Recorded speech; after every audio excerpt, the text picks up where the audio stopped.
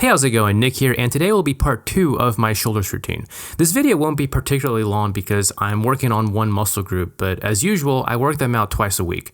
Ordinarily, I pair my shoulders with legs, but since I'm still recovering from my knee injury, it'll just be shoulders today. I know some of you may find it strange that I don't work out my shoulders with chest and triceps, but the truth is, my shoulders need a lot of work. I prefer to dedicate separate workouts to shoulders in order to maximize their development. So today I start off with some pike push-ups. The reason why is because I'm trying to progress into doing a handstand, and if you've watched my previous videos, you know that during the lockdown I developed a huge interest in learning some bodyweight exercises. If it weren't for this reason, I'd be focusing more on military press, and eventually I will be integrating that back into my routine. The thing is, I find that when it comes to learning these bodyweight exercises, the best way to progress on them is by breaking them down into parts, mastering the form for each, and then learning to put them all together in one movement. Another reason I've been interested in bodyweight exercises is simply because they are so much harder than they seem, and they can develop your muscles in ways that traditional weightlifting might not be able to. But hey, even if you aren't trying to do that calisthenic related workout, pike push-ups are an excellent exercise to work the entirety of your shoulders when the gym isn't accessible, and so I strongly suggest you give them a try. Okay, next I moved on to some reverse cable flies for my rear delts. The setup that I'm doing is actually my preferred method simply because it feels the most natural to me. I see a lot of people using the pec fly machine, and that's just fine, but for me, it's never really felt right. In fact, I would say that entire machine has never felt right for me at all. But with that said, the overall process is the same. What you're trying to do is contract your rear delts so that your arms are pulled back or they horizontally abduct.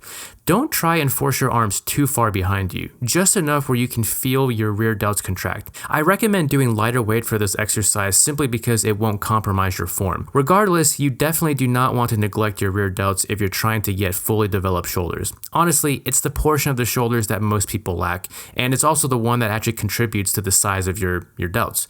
Trust me, I know this because that was the muscle group that was the most underdeveloped when I first started lifting. Well, that and my calves, but we won't discuss that. Lastly, I finished off with some cable lat raise for the medial delts. Now, if you want to have that capped, broad shoulder look, then you'll definitely want to incorporate this exercise in your routine. In my first shoulders video, I said that my preferred exercise for this head is to use the lat raise machine, but since this gym doesn't have one, I had to get creative. Regardless, this setup suits me just fine and will work for plenty of other people. After all, a basic abduction movement is really the only way you can directly target that head. So choose an exercise variation that works for you and stick with it. As with the rear delts, again, you want to try a light and manageable weight. I would recommend trying to go for 12 to 15 reps if your goal is hypertrophy.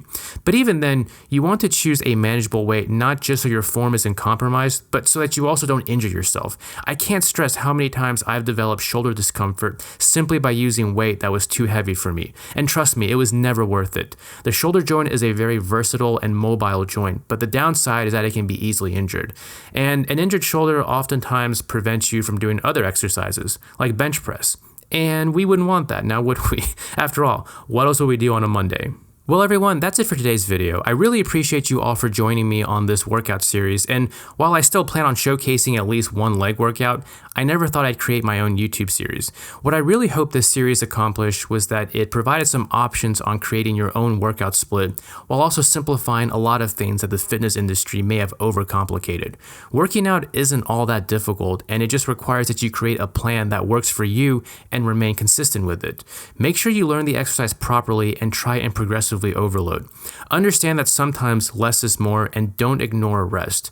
But with that said, let me know what some of your favorite workouts for shoulders are and what you'd like to see in the next video.